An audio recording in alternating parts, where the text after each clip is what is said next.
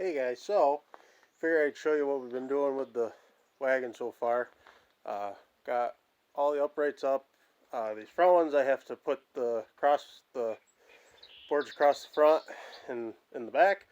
Then we'll throw some sideboards on, put the floorboards on, and really the only thing left then is to put the chains on the door, and this thing will be all set. I got my seal I needed, so I'm doing that first. I'm out here right now cleaning this spindle up. Show you guys that. So you can either call it a spindle or you can call it an axle. To me, it's all the same.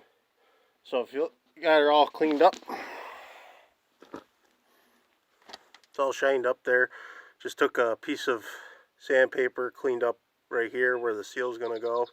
That was all covered in grease, but just take some paper towels, wipe it out, a little bit of PB Blaster, Sharp Coat Cleaner, whatever you want to use, whatever kind of cleaning agent you like to use. But this is what they look like before we clean. So just a little cruddy. That's got some PB Blaster on it to take some of the grease out.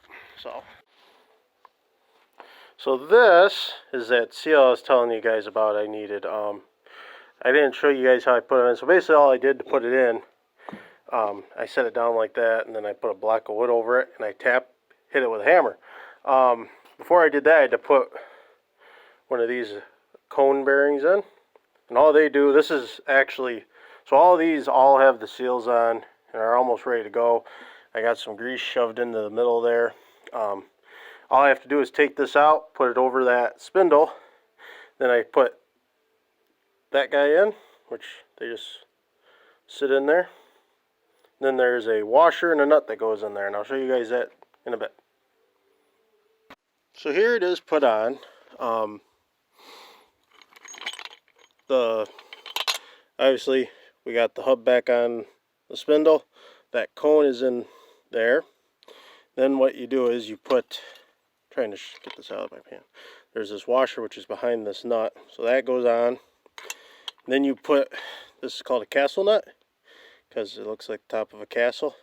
And what you do is you turn that on to the threads until it's tight and you can't really spin this wheel too much.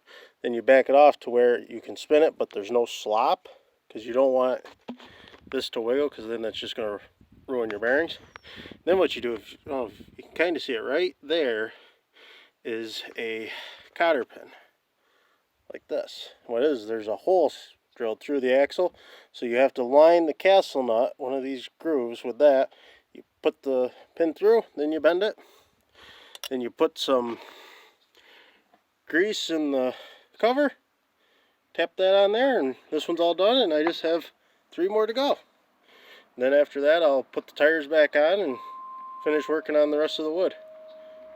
So, bye.